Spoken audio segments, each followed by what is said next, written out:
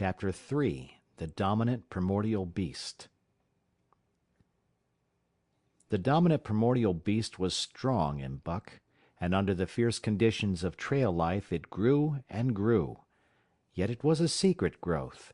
His newborn cunning gave him poise and control. He was too busy adjusting himself to the new life to feel at ease, and not only did he not pick fights, but he avoided them whenever possible. A certain deliberateness characterized his attitude. He was not prone to rashness and precipitate action, and in the bitter hatred between him and Spitz he betrayed no impatience, shunned all offensive acts. On the other hand, possibly because he divined in Buck a dangerous rival, Spitz never lost an opportunity of showing his teeth. He even went out of his way to bully Buck, striving constantly to start the fight which could end only in the death of one or the other. Early in the trip this might have taken place had it not been for an unwanted accident. At the end of this day they made a bleak and miserable camp on the shore of Lake Le Barge. Driving snow, a wind that cut like a white-hot knife, and darkness had forced them to grope for a camping place. They could hardly have fared worse. At their backs rose a perpendicular wall of rock, and Perrault and Francois were compelled to make their fire and spread their sleeping robes on the ice of the lake itself. The tent they had discarded at Dyea in order to travel light. A few sticks of driftwood furnished them with a fire that thawed down through the ice and left them to eat supper in the dark. Close in under the sheltering rock Buck made his nest. So snug and warm was it that he was loath to leave it when Francois distributed the fish which he had first thawed over the fire. But when Buck finished his ration and returned, he found his nest occupied. A warning snarl told him that the trespasser was Spitz. Till now Buck had avoided trouble with his enemy, but this was too much. The beast in him roared. He sprang upon Spitz with a fury which surprised them both, and Spitz particularly, for his whole experience with Buck had gone to teach him that his rival was an unusually timid dog, who managed to hold his own only because of his great weight and size. Francois was surprised, too, when they shot out in a tangle from the disrupted nest, and he divined the cause of the trouble. "Ah!" he cried to Buck. "Give it to him, by gar! Give it to him, the dirty thief!" Spitz was equally willing. He was crying with sheer rage and eagerness as he circled back and forth for a chance to spring in. Buck was no less eager and no less cautious, as he likewise circled back and forth for the advantage. But it was then that the unexpected happened, the thing which projected their struggle for supremacy far into the future, past many a weary mile of trail and toil. An oath from Perrault, the resounding impact of a club upon a bony frame, and a shrill yelp of pain, heralded the breaking forth of pandemonium.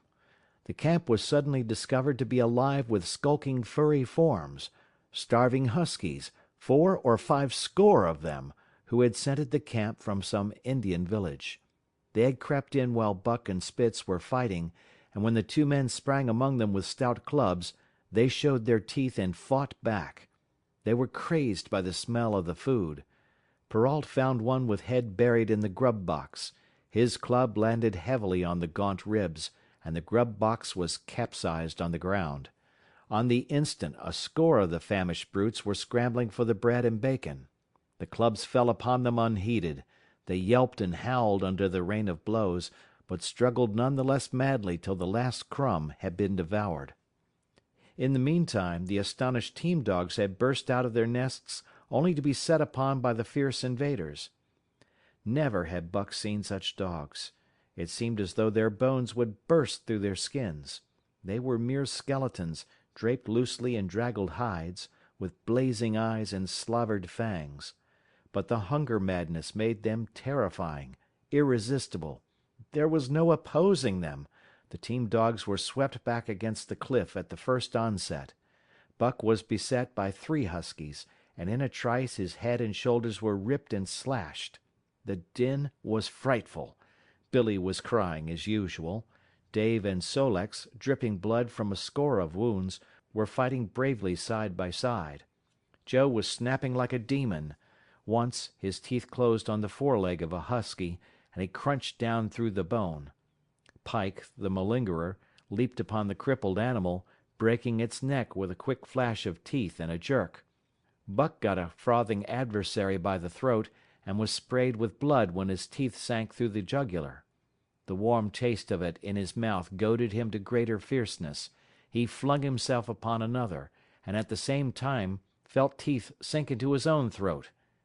It was Spitz, treacherously attacking from the side. Perrault and Francois, having cleaned out their part of the camp, hurried to save their sled dogs. The wild wave of famished beasts rolled back before them, and Buck shook himself free, but it was only for a moment. The two men were compelled to run back to save the grub, upon which the huskies returned to the attack on the team. Billy, terrified into bravery, sprang through the savage circle and fled away over the ice. Pike and Dub followed on his heels, with the rest of the team behind. As Buck drew himself together to spring after them, out of the tail of his eye he saw Spitz rush upon him with the evident intention of overthrowing him. Once off his feet, and under that mass of huskies, there was no hope for him. But he braced himself to the shock of Spitz's charge, then joined the flight out on the lake. Later, the 9 team dogs gathered together and sought shelter in the forest. Though unpursued, they were in a sorry plight. There was not one who was not wounded in 4 or 5 places, while some were wounded grievously. Dub was badly injured in a hind leg. Dolly, the last husky added to the team at Dyea, had a badly torn throat. Joe had lost an eye, while Billy, the good-natured, with an ear chewed and rent to ribbons, cried and whimpered throughout the night. At daybreak they limped warily back to camp, to find the marauders gone and the 2 men in bad tempers. Fully half their grub supply was gone. The huskies had chewed through the sled lashings and canvas coverings. In fact, nothing, no matter how remotely eatable, had escaped them.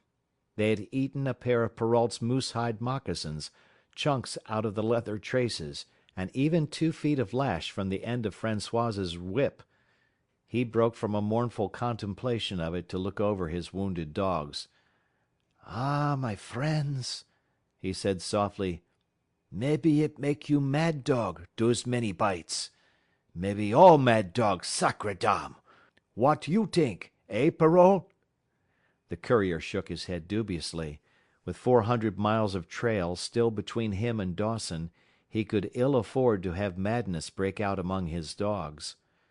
2 hours of cursing and exertion got the harnesses into shape, and the wound-stiffened team was under way, struggling painfully over the hardest part of the trail they had yet encountered, and for that matter, the hardest between them and Dawson.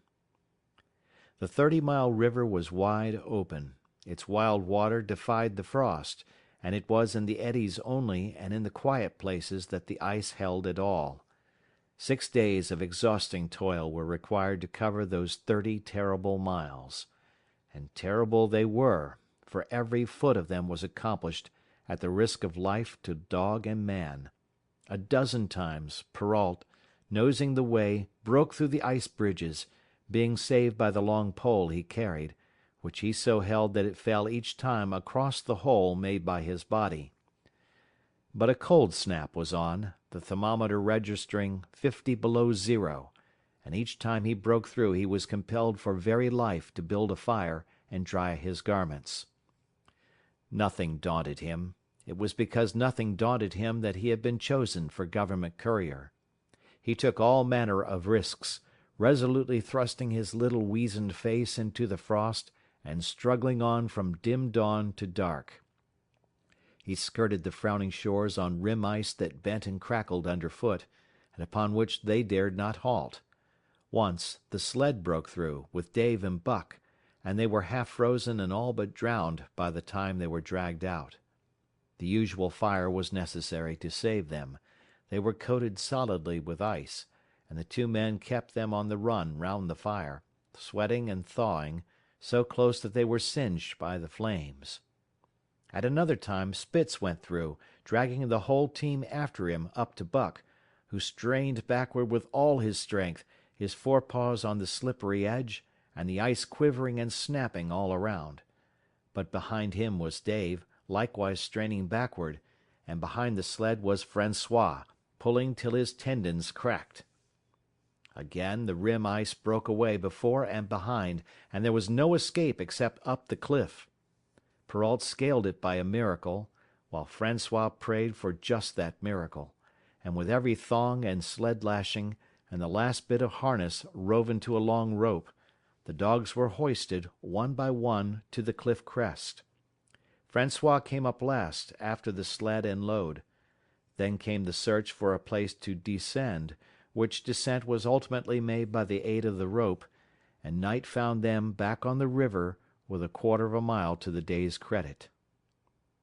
By the time they made the Hootalingua and good ice, Buck was played out.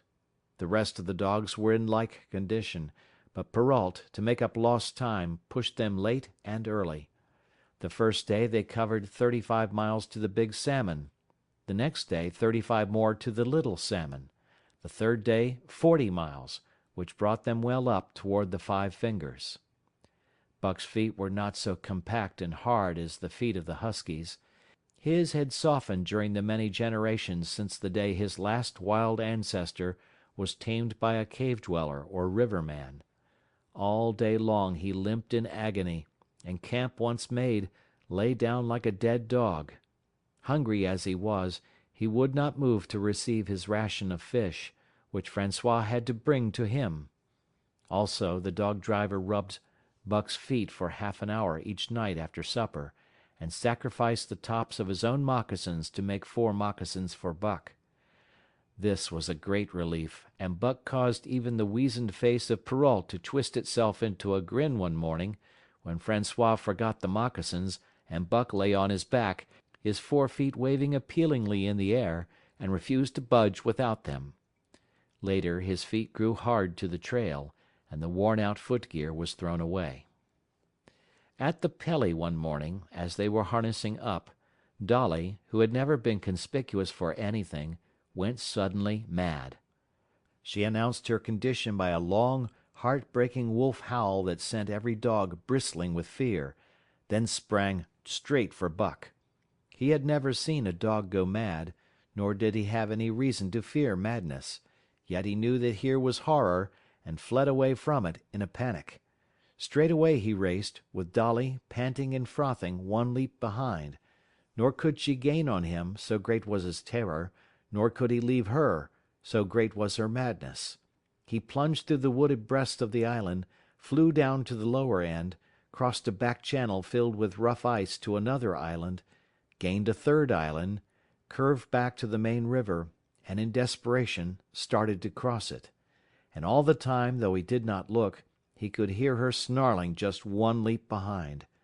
Francois called to him a quarter of a mile away, and he doubled back, still one leap ahead, gasping painfully for air, and putting all his faith in that Francois would save him. The dog-driver held the axe poised in his hand, and as Buck shot past him, the axe crashed down upon Mad Dolly's head. Buck staggered over against the sled, exhausted, sobbing for breath, helpless. This was Spitz's opportunity. He sprang upon Buck, and twice his teeth sank into his unresisting foe and ripped and tore the flesh to the bone. Then Francois's lash descended, and Buck had the satisfaction of watching Spitz receive the worst whipping as yet administered to any of the teams. "One devil, dat Spitz," remarked Perrault. "Some damn day him kill dat buck." "Dat buck 2 devils," was Francois's rejoinder. "All de time I watch dat buck I know for sure. Listen. Some damn fine day him get mad like hell, and den him chew dat Spitz all up and spit him out on de snow.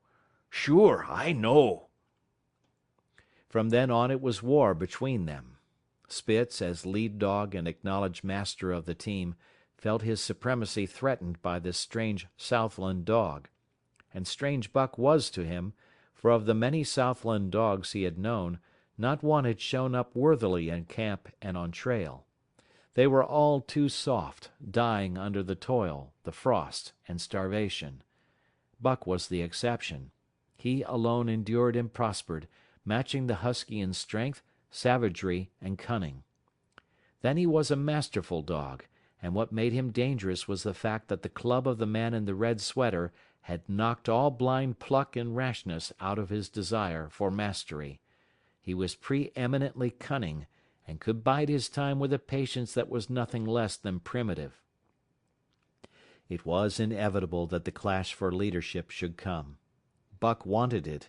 He wanted it because it was his nature, because he had been gripped tight by that nameless, incomprehensible pride of the trail and trace, that pride which holds dogs in the toil to the last gasp, which lures them to die joyfully in the harness, and breaks their hearts if they are cut out of the harness. This was the pride of Dave as wheel dog, of Sol-leks as he pulled with all his strength, the pride that laid hold of them at break of camp, transforming them from sour and sullen brutes into straining, eager, ambitious creatures, the pride that spurred them on all day and dropped them at pitch of camp at night, letting them fall back into gloomy unrest and uncontent. This was the pride that bore up Spitz and made him thrash the sled dogs who blundered and shirked in the traces or hid away at harness-up time in the morning. Likewise, it was this pride that made him fear Buck as a possible lead dog, and this was Buck's pride, too. He openly threatened the other's leadership. He came between him and the shirks he should have punished, and he did it deliberately. One night there was a heavy snowfall, and in the morning Pike, the malingerer, did not appear. He was securely hidden in his nest under a foot of snow. Francois called him and sought him in vain. Spitz was wild with wrath. He raged through the camp, smelling and digging in every likely place, snarling so frightfully that Pike heard and shivered in his hiding place. But when he was at last unearthed, and Spitz flew at him to punish him, Buck flew with equal rage in between. So unexpected was it, and so shrewdly managed, that Spitz was hurled backward and off his feet. Pike, who had been trembling abjectly, took heart at this open mutiny, and sprang upon his overthrown leader. Buck, to whom fair play was a forgotten code, likewise sprang upon Spitz. But Francois, chuckling at the incident while unswerving in the administration of justice, brought his lash down upon Buck with all his might. This failed to drive Buck from his prostrate rival, and the butt of the whip was brought into play. Half stunned by the blow, Buck was knocked backward and the lash laid upon him again and again, while Spitz soundly punished the many times offending Pike. In the days that followed, as Dawson grew closer and closer, Buck still continued to interfere between Spitz and the culprits.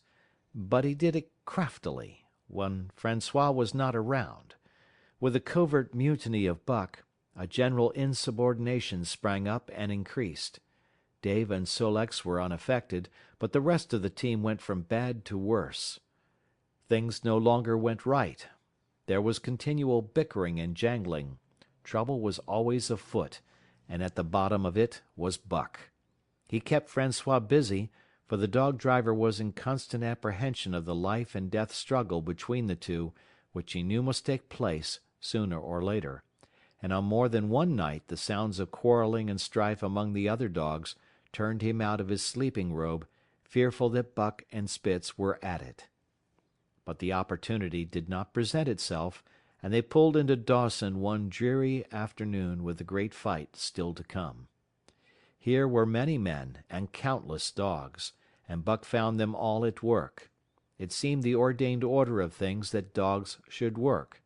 All day they swung up and down the main street in long teams, and in the night their jingling bells still went by.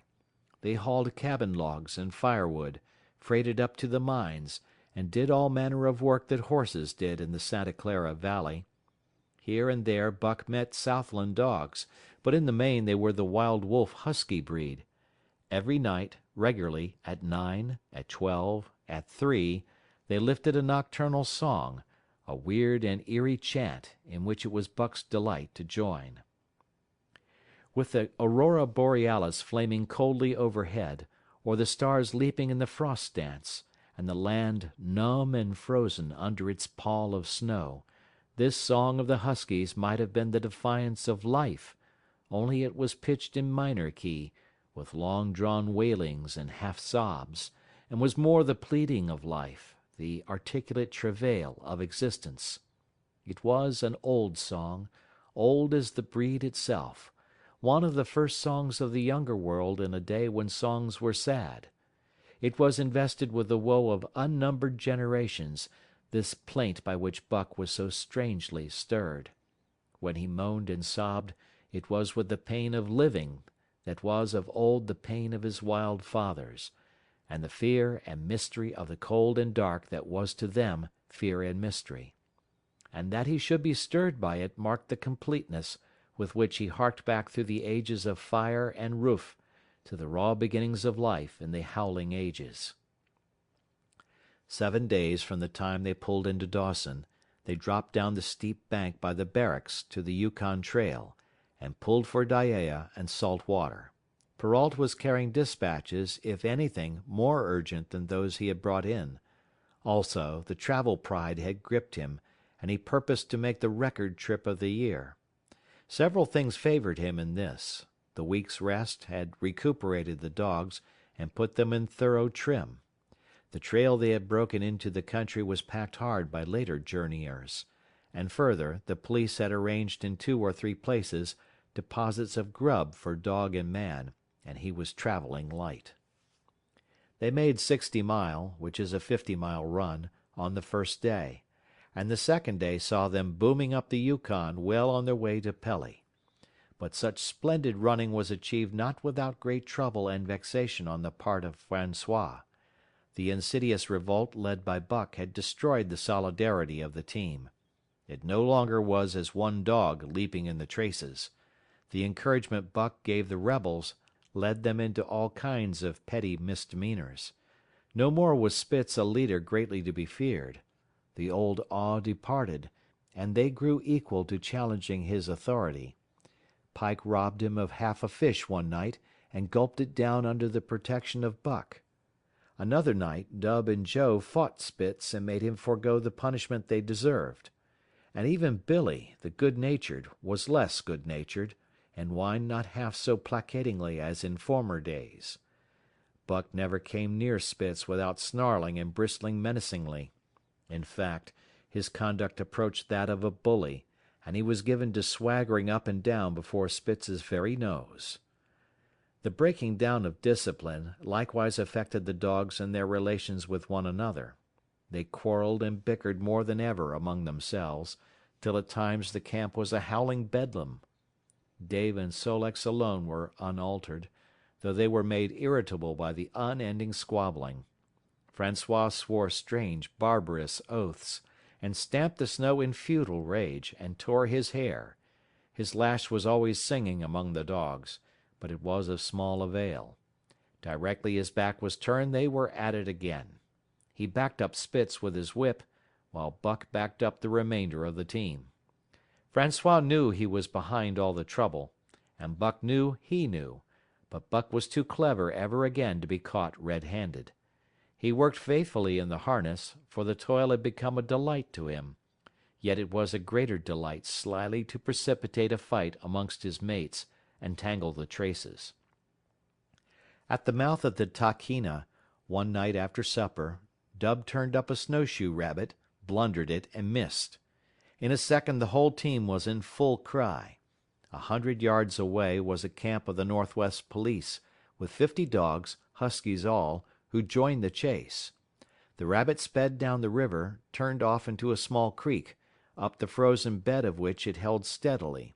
It ran lightly on the surface of the snow, while the dogs plowed through by main strength. Buck led the pack, 60 strong, around bend after bend, but he could not gain. He lay down low to the race, whining eagerly, his splendid body flashing forward leap by leap in the wan white moonlight. And leap by leap, like some pale frost wraith, the snowshoe rabbit flashed on ahead. all that stirring of old instincts which at stated periods drives men out from the sounding cities to forest and plain to kill things by chemically propelled leaden pellets, the bloodlust, the joy to kill. All this was Buck's, only it was infinitely more intimate. He was ranging at the head of the pack, running the wild thing down, the living meat, to kill with his own teeth and wash his muzzle to the eyes in warm blood. There is an ecstasy that marks the summit of life, and beyond which life cannot rise. And such is the paradox of living. This ecstasy comes when one is most alive, and it comes as a complete forgetfulness that one is alive. This ecstasy, this forgetfulness of living, comes to the artist, caught up and out of himself in a sheet of flame. It comes to the soldier, war-mad on a stricken field and refusing quarter. And it came to Buck, leading the pack, sounding the old wolf cry, straining after the food that was alive and that fled swiftly before him through the moonlight. He was sounding the deeps of his nature, and of the parts of his nature that were deeper than he, going back into the womb of time. He was mastered by the sheer surging of life, the tidal wave of being, the perfect joy of each separate muscle, joint, and sinew in that it was everything that was not death, that it was aglow and rampant, expressing itself in movement, flying exultantly under the stars and over the face of dead matter that did not move. But Spitz, cold and calculating even in his supreme moods, left the pack and cut across a narrow neck of land where the creek made a long bend around. Buck did not know of this, and as he rounded the bend, the frost wraith of a rabbit still flitting before him, he saw another and larger frost wraith leap from the overhanging bank into the immediate path of the rabbit. It was Spitz. The rabbit could not turn, and as the white teeth broke its back in mid-air, it shrieked as loudly as a stricken man may shriek. At sound of this, the cry of life plunging down from life's apex in the grip of death, the fall pack at Buck's heels raised a hell's chorus of delight. Buck did not cry out. He did not check himself, but drove in upon Spitz, shoulder to shoulder, so hard that he missed the throat. They rolled over and over in the powdery snow. Spitz gained his feet almost as though he had not been overthrown, slashing Buck down the shoulder and leaping clear. Twice his teeth clipped together, like the steel jaws of a trap, as he backed away for better footing, with lean and lifting lips that writhed and snarled. In a flash Buck knew it. The time had come. It was to the death. As they circled about, snarling, ears laid back, keenly watchful for the advantage, the scene came to Buck with a sense of familiarity. He seemed to remember it all, the white woods, and earth, and moonlight, and the thrill of battle. Over the whiteness and silence brooded a ghostly calm. There was not the faintest whisper of air. Nothing moved, not a leaf quivered, the visible breaths of the dogs rising slowly and lingering in the frosty air. They had made short work of the snowshoe rabbit, these dogs that were ill-tamed wolves, and they were now drawn up in an expectant circle. They, too, were silent, their eyes only gleaming and their breaths drifting slowly upward. To Buck it was nothing new or strange, this scene of old time. It was as though it had always been, the wonted way of things. Spitz was a practised fighter. From Spitzbergen through the Arctic, and across Canada and the Barrens, he had held his own with all manner of dogs and achieved to mastery over them. Bitter rage was his, but never blind rage. In passion to rend and destroy, he never forgot that his enemy was in like passion to rend and destroy. He never rushed till he was prepared to receive a rush, never attacked till he had first defended that attack. In vain Buck strove to sink his teeth in the neck of the big white dog. Wherever his fangs struck for the softer flesh, they were countered by the fangs of Spitz. Fang clashed fang, and lips were cut and bleeding, but Buck could not penetrate his enemy's guard. Then he warmed up and enveloped Spitz in a whirlwind of rushes. Time and again he tried for the snow-white throat, where life bubbled near to the surface, and each time and every time Spitz slashed him and got away. Then Buck took to rushing, as though for the throat, when, suddenly drawing back his head and curving in from the side, he would drive his shoulder at the shoulder of Spitz, as a ram by which to overthrow him. But instead, Buck's shoulder was slashed down each time as Spitz leaped lightly away. Spitz was untouched, while Buck was streaming with blood and panting hard. The fight was growing desperate, and all the while the silent and wolfish circle waited to finish off whichever dog went down. As Buck grew winded, Spitz took to rushing, and he kept him staggering for footing. Once Buck went over, and the whole circle of 60 dogs started up. But he recovered himself almost in mid-air, and the circle sank down again and waited. But Buck possessed a quality that made for greatness: imagination. He fought by instinct, but he could fight by head as well. He rushed, as though attempting the old shoulder trick, but at the last instant swept low to the snow and in. His teeth closed on Spitz's left foreleg. There was a crunch of breaking bone, and the white dog faced him on 3 legs. Thrice he tried to knock him over, then repeated the trick and broke the right foreleg. Despite the pain and helplessness, Spitz struggled madly to keep up. He saw the silent circle, with gleaming eyes, lolling tongues, and silvery breaths drifting upward, closing in upon him as he had seen similar circles close in upon beaten antagonists in the past. Only this time, he was the one who was beaten. There was no hope for him. Buck was inexorable. Mercy was a thing reserved for gentler climes. He maneuvered for the final rush. The circle had tightened till he could feel the breaths of the huskies on his flanks. He could see them, beyond Spitz and to either side, half crouching for the spring, their eyes fixed upon him. A pause seemed to fall. Every animal was motionless as though turned to stone. Only Spitz quivered and bristled as he staggered back and forth, snarling with horrible menace, as though to frighten off impending death. Then Buck sprang in and out, and while he was in, shoulder had at last squarely met shoulder. The dark circle became a dot on the moon-flooded snow as Spitz disappeared from view. Buck stood and looked on, the successful champion, the dominant primordial beast who had made his kill, and found it good. Chapter 4. Who Has Won to Mastership. "Hey, what I say? I speak true when I say dat Buck 2 devils." This was Francois's speech next morning when he discovered Spitz missing and Buck covered with wounds. He drew him to the fire and by its light pointed them out. "Dat Spitz fight like hell," said Perrault as he surveyed the gaping rips and cuts.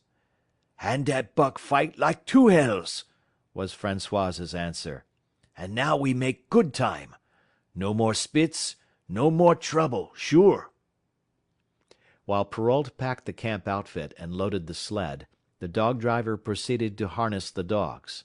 Buck trotted up to the place Spitz would have occupied as leader, but Francois, not noticing him, brought Sol-leks to the coveted position. In his judgment, Sol-leks was the best lead dog left. Buck sprang upon Sol-leks in a fury, driving him back and standing in his place. "Eh? Eh!" Francois cried, slapping his thighs gleefully. "Look at dat Buck! Him kill dat Spitz, him think to take de job. Go way, Chook!" he cried, but Buck refused to budge. He took Buck by the scruff of the neck, and though the dog growled threateningly, dragged him to one side and replaced Sol-leks. The old dog did not like it, and showed plainly that he was afraid of Buck. Francois was obdurate, but when he turned his back, Buck again displaced Sol-leks, who was not at all unwilling to go. Francois was angry. "Now, by gar, I fix you!" he cried, coming back with a heavy club in his hand.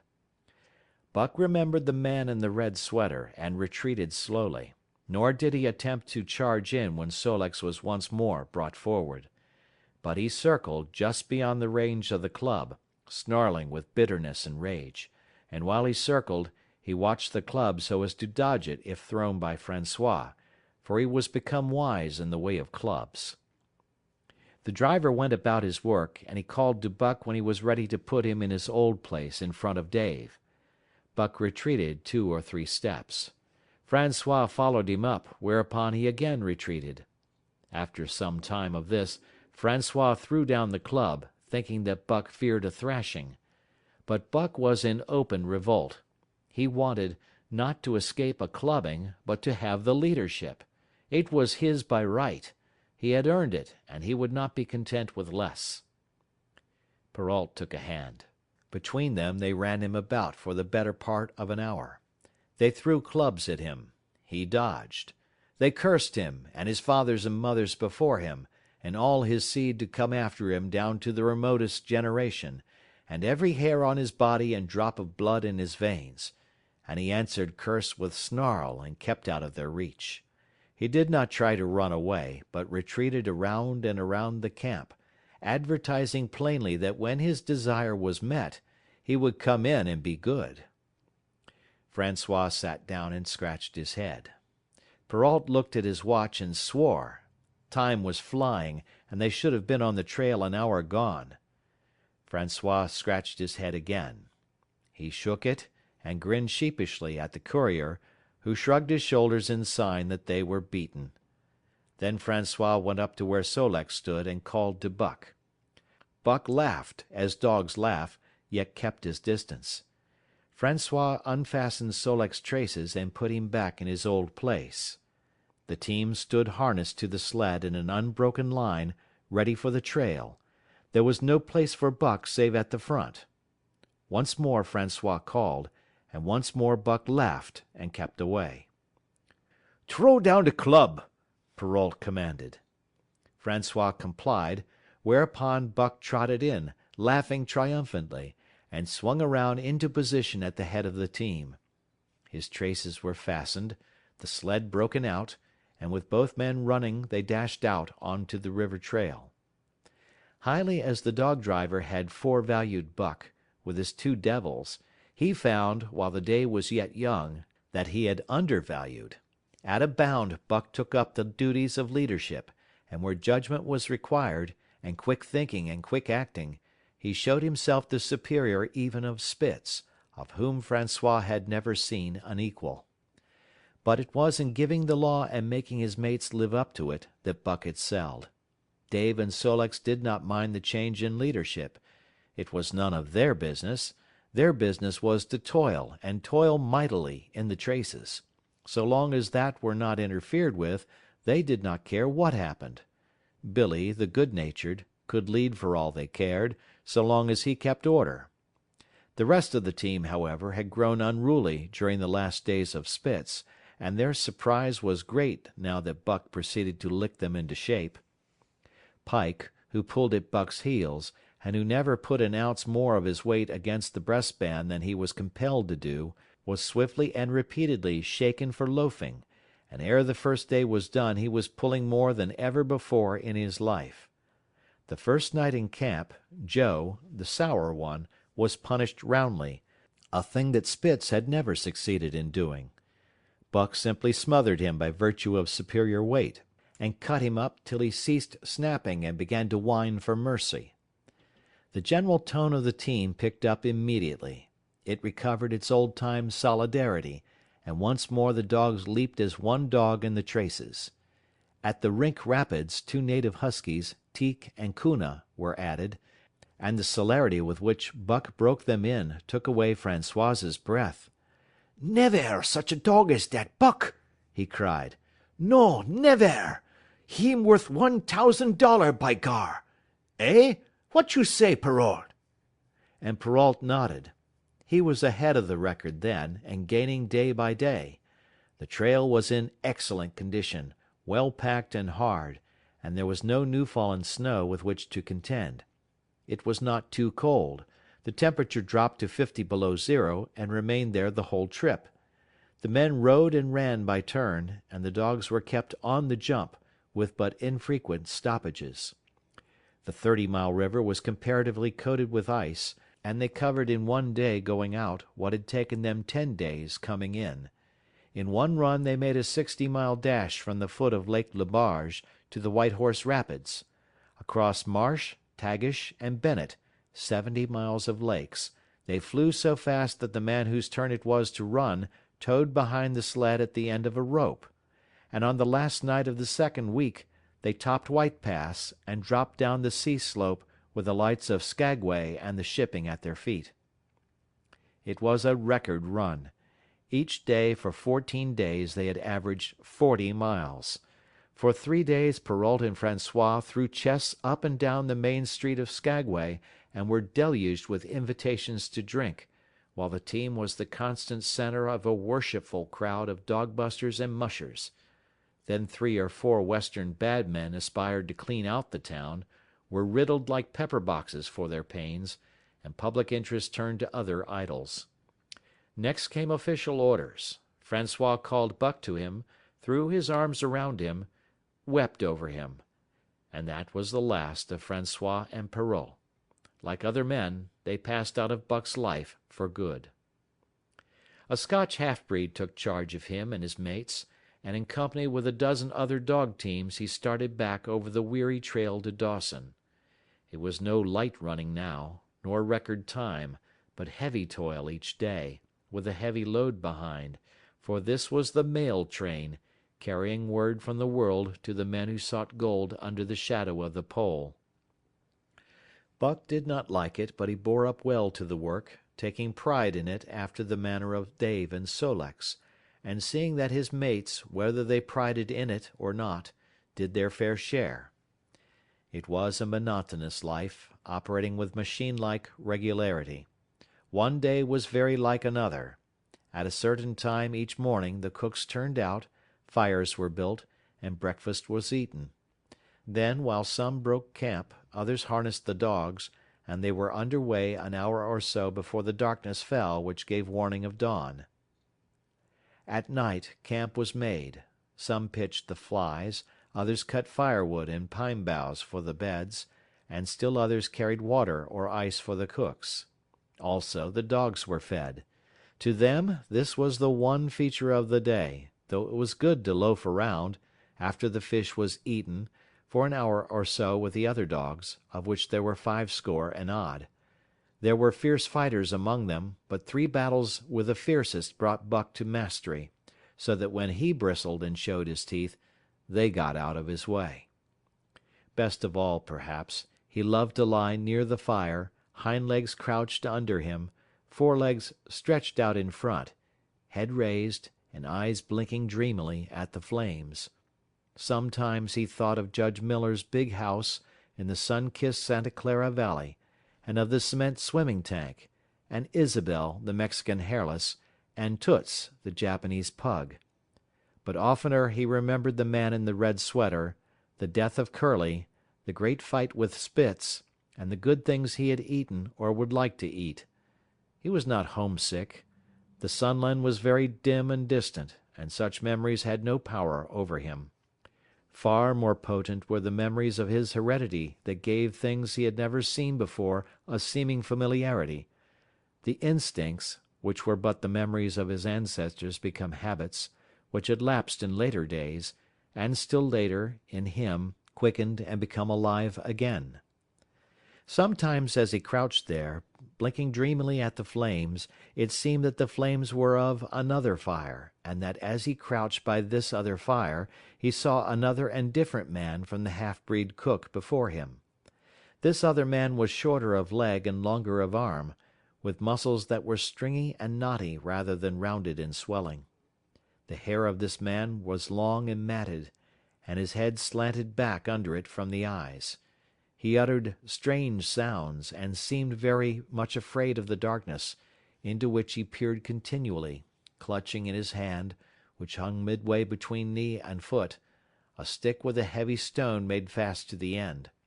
He was all but naked, a ragged and fire-scorched skin hanging part way down his back, but on his body there was much hair. In some places, across the chest and shoulders and down the outside of the arms and thighs, it was matted into almost a thick fur. He did not stand erect, but with trunk inclined forward from the hips, on legs that bent at the knees. About his body there was a peculiar springiness, or resiliency, almost cat-like, and a quick alertness as of one who lived in perpetual fear of things seen and unseen. At other times this hairy man squatted by the fire with head between his legs and slept. On such occasions his elbows were on his knees, his hands clasped above his head as though to shed rain by the hairy arms. And beyond that fire, in the circling darkness, Buck could see many gleaming coals, 2 by 2, always 2 by 2, which he knew to be the eyes of great beasts of prey. And he could hear the crashing of their bodies through the undergrowth, and the noises they made in the night. And dreaming there by the Yukon bank, with lazy eyes blinking at the fire, these sounds and sights of another world would make the hair to rise along his back and stand on end across his shoulders and up his neck, till he whimpered low and suppressedly, or growled softly, and the half-breed cook shouted at him, "Hey, you Buck, wake up!" Whereupon the other world would vanish, and the real world come into his eyes, and he would get up and yawn and stretch as though he had been asleep.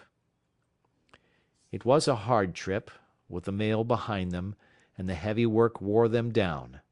They were short of weight and in poor condition when they made Dawson, and should have had a 10 days' or a week's rest at least. But in 2 days' time they dropped down the Yukon bank from the barracks, loaded with letters for the outside. The dogs were tired, the drivers grumbling, and to make matters worse, it snowed every day. This meant a soft trail, greater friction on the runners, and heavier pulling for the dogs.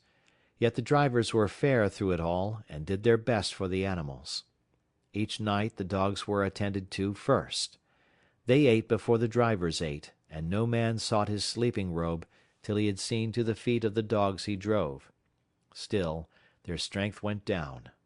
Since the beginning of the winter they had traveled 1,800 miles, dragging sleds the whole weary distance, and 1,800 miles will tell upon life of the toughest. Buck stood it, keeping his mates up to their work and maintaining discipline, though he too was very tired. Billy cried and whimpered regularly in his sleep each night. Joe was sourer than ever, and Sol-leks was unapproachable, blind side or other side. But it was Dave who suffered most of all. Something had gone wrong with him. He became more morose and irritable, and when camp was pitched at once made his nest, where his driver fed him. Once out of the harness and down, he did not get on his feet again till harness-up time in the morning. Sometimes, in the traces, when jerked by a sudden stoppage of the sled, or by straining to start it, he would cry out with pain. The driver examined him, but could find nothing. All the drivers became interested in his case. They talked it over at meal-time, and over their last pipes before going to bed, and one night they held a consultation. He was brought from his nest to the fire, and was pressed and prodded till he cried out many times. Something was wrong inside, but they could locate no broken bones, could not make it out. By the time Cassiar Bar was reached he was so weak that he was falling repeatedly in the traces. The Scotch half-breed called a halt and took him out of the team, making the next dog, Sol-leks, fast to the sled. His intention was to rest Dave, letting him run free behind the sled. Sick as he was, Dave resented being taken out, grunting and growling while the traces were unfastened, and whimpering broken-heartedly when he saw Sol-leks in the position he had held and served so long. For the pride of trace and trail was his, and, sick unto death, he could not bear that another dog should do his work. When the sled started, he floundered in the soft snow alongside the beaten trail, attacking Sol-leks with his teeth, rushing against him and trying to thrust him off into the soft snow on the other side, striving to leap inside his traces and get between him and the sled, and all the while whining and yelping and crying with grief and pain. The half-breed tried to drive him away with the whip, but he paid no heed to the stinging lash, and the man had not the heart to strike harder. Dave refused to run quietly on the trail behind the sled, where the going was easy, but continued to flounder alongside in the soft snow, where the going was most difficult, till exhausted. Then he fell, and lay where he fell, howling lugubriously as the long train of sleds churned by. With the last remnant of his strength he managed to stagger along behind till the train made another stop, when he floundered past the sleds to his own, where he stood alongside Sol-leks. His driver lingered a moment to get a light for his pipe from the man behind.